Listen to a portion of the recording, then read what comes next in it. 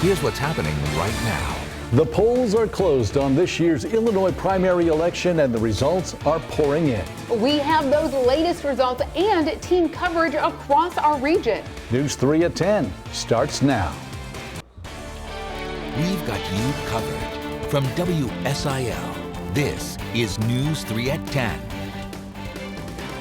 Good evening. It is a special night across Illinois. It is, and a lot of the results for Illinois' primary elections are coming in. We've been keeping an eye on those, and Brandon, you've been keeping a close eye on the race for Illinois' governor. Yeah, that's right. It looks like things went pretty much as planned on the Democrat side.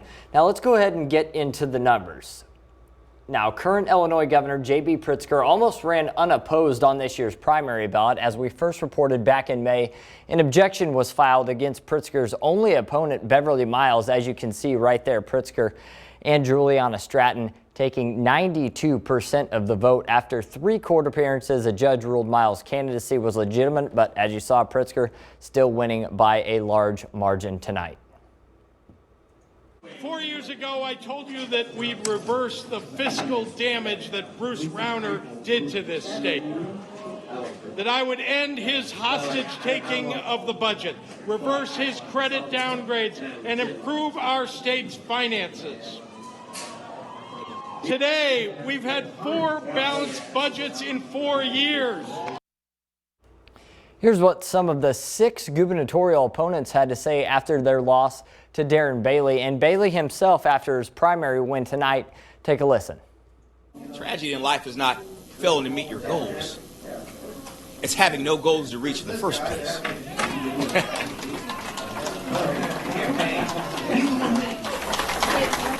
In this race for governor, we may not have reached our goals tonight, but we are victorious for daring to step into the arena. I just gave Darren Bailey a call to tell him, hey, if I have to lose, I want to lose to a man of faith. I want to lose to a man who's going to bring these conservative values to Illinois. So he is a man of faith. He is a man of conservative values. Now it's all of our job to get behind Darren and make sure that we go and try to beat J.B. Pritzker in this general election. Friends, tonight, your voices were finally heard. The voices of working families, parents, taxpayers, law enforcement, and everyday citizens. Voices from the farms, the suburbs, the city of Chicago, and every place in between.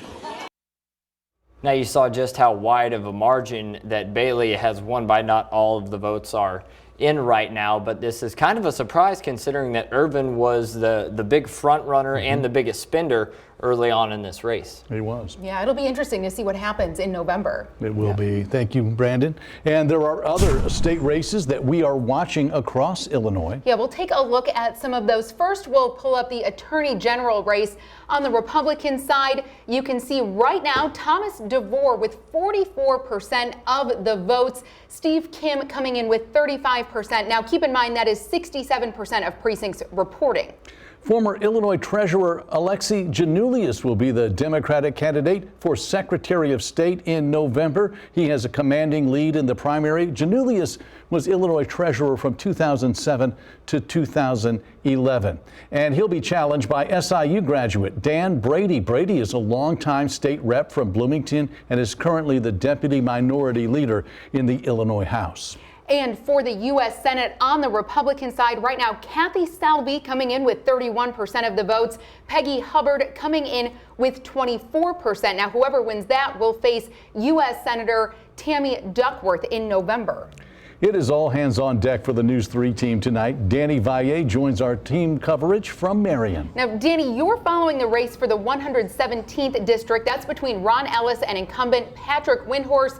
What are the results so far, and what are you hearing from folks?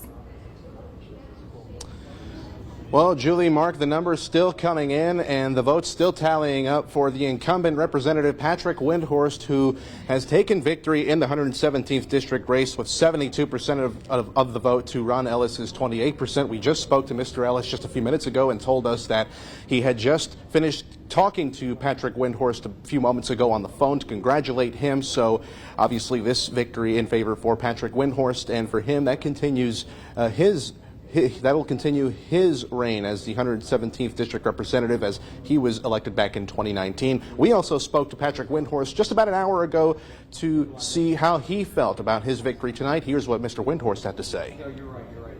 Our state as a whole has taken a hard progressive turn, and I've been speaking out against that in Springfield and values of Southern Illinois, and I believe the voters rewarded that as well. I'll be working hard for all the citizens of the 117th to let their voice be heard in Springfield and to make sure we can move together forward as a region. And again, these results coming in with 80% of precincts reporting in the 117th district, 9,000 votes for Patrick Windhorst, 3,500 for Ron Ellis, so 72 to 28 in percentage. Windhorst with that advantage, so he will move on to the November general election. Well, he will run unopposed and more than likely stay in his current seat as the 117th district representative. We're also going to talk to Ron Ellis as well. You can hear more about what he has to say on News 3 this morning starting at 4:30. But for now, here live at Mackey's Pizza, where the Republican Watch Party was, here in Marion, Danny Valle, News 3. All right, thank you, Danny. And Madeline Parker joins us now from Carbondale. And she's covering the race for Illinois' 118th district. That's between Dr. Paul Jacobs and businessman Aaron Smith. Madeline, what have you got for us? Well, Mark, Julie, the 118th district race has been going for a while now, and it looks like with 91% of precincts reporting Dr. Paul Jacobs, according to the WSIL TV website, it says that Paul Jacobs has 68% of the vote with 5,878 votes, and businessman Aaron Smith has 2,764 votes and 32% of the vote. Now, I just spoke with Dr. Jacobs, and he said that Aaron Smith has conceded the vote, and it looks like, yes, he will be winning this election. I spoke with him earlier. Here is what he had to say about winning the election. Very good about that. I'm just ready to get back up to the State House and try to get more things done. And that's what we've been doing for the last 2 years in office, and I want to do another 2 years, and we'll do some more from that. Now, there is no Democratic candidate for the 118th district, so it looks like Dr. Jacobs will be the representative for that district. We have a much longer interview with Dr. Jacobs that we will be having tomorrow on News 3 this morning. For now, reporting in Carbondale, Madeline Parker, News 3. All right, thank you, Madeline. And we have all the local election results so far on our website, including all of the local races. They're on WSILTV.com. So when you go to the homepage, look for the red banner toward the top. It says Election Results, Illinois Primary, and that'll take you to the results we have so far. And we are joined now by